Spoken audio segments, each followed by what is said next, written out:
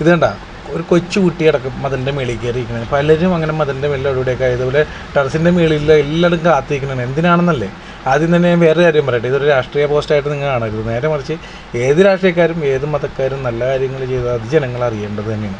അപ്പോൾ ഇങ്ങനൊരു കാര്യം ഞാൻ കേട്ടപ്പോൾ നമ്മുടെ ചാനലിലൂടെ ഈ വീഡിയോ പോകണം, എന്തായാലും സമയം കിട്ടുക എനിക്ക് അവിടെ എത്താൻ പറ്റുമെന്ന് പറഞ്ഞിട്ടുണ്ടായിരുന്നു. വേറൊരു വർക്കും കൂടി ഞാൻ ഏറ്റെടുത്തിട്ടുണ്ടായ സമയത്ത് പിന്നെ ഇത് ആ ഒരു രീതിയിലായിട്ട് ഞാൻ ഷൂട്ട് ചെയ്തിട്ടുള്ളത്. എല്ലാവരും കാത്തിരുന്നവരെ ഫസ്റ്റ് രമേഷ് പിഷാരടി ചേട്ടൻ വന്നിട്ടുണ്ട്. ശേഷം ഇനി ഫഹദ് ഫാസിലും വരാനുണ്ട്. ഫഹദ് ഫാസിലും രംഗണ്ണനെയും കാത്താണ് പല പിള്ളേരും നിൽക്കുന്നത്. രംഗണ്ണൻ എന്നും പറയുന്നത്, അതാണ് ഞാൻ അങ്ങനെ പ്രസൻറ്റ് ചെയ്തത്.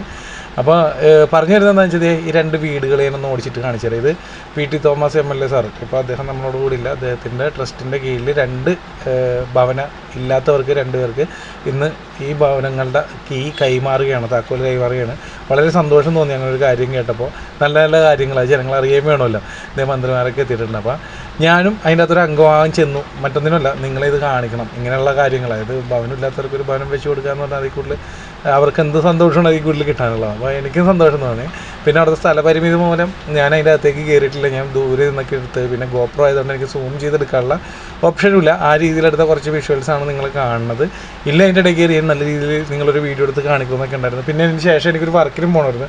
അപ്പോൾ സമയം ടൈറ്റായി, അത് നേരത്തെ പറഞ്ഞു വെച്ചിട്ടുണ്ടായിരുന്നു. പക്ഷേ എന്ന് ഇത് മിസ് ചെയ്യാനും പറ്റില്ല. കാരണം ഞാൻ എൻ്റെ കാര്യം പറഞ്ഞില്ലേ, ഇതൊക്കെ ആൾക്കാർ അറിഞ്ഞിട്ടുണ്ടെങ്കിൽ പിന്നെ എങ്ങനെയാണ്. കാരണം പലപ്പോഴും എന്നോട് പലരും പറയും എന്താണ് ആ പാർട്ടിയുടെ വീഡിയോ എടുത്തിട്ട് അല്ലെങ്കിൽ ആ മതത്തിൻ്റെ ബന്ധപ്പെട്ട്. ഞാൻ പറയും എനിക്ക് നല്ലതാണെന്ന് തോന്നണം, അല്ലെങ്കിൽ ജനങ്ങൾ കാണേണ്ടത്. അതായത് ആരെങ്കിലും നല്ല പ്രവൃത്തികൾ ചെയ്ത് നമ്മൾ പ്രോത്സാഹിപ്പിക്കണം, അതുപോലെ തന്നെ ചീത്ത ചെയ്ത് അതും ചൂണ്ടിക്കാണിക്കണം. എൻ്റെ ഒരു ക്യാരക്ടർ അങ്ങനെയാണ്. അപ്പോൾ എനിക്കിത് നല്ലതാണെന്ന് തോന്നി, നിങ്ങൾ കാണേണ്ടതാണെന്ന് തോന്നി ഞാനെടുത്ത്, അതുകൊണ്ട് തന്നെ എടുത്ത്. അപ്പോൾ ആ ഒരു രാഷ്ട്രീയ രീതിയിൽ കാണേണ്ടത്. നമ്മുടെ ഫഹദ് ഫാസിലെത്തിയിട്ടുണ്ട്. ഭയങ്കര ഓളം തന്നെയായിരുന്നു. എന്നും പറഞ്ഞ് നമ്മുടെ രമേഷ് പിഷാരടി ചേട്ടനെ ചെറുതാക്കില്ല. 2 പേരും വ്യത്യസ്തമായിട്ട് നമ്മുടെയൊക്കെ ഇടയിൽ താരങ്ങൾ തന്നെയാണ്.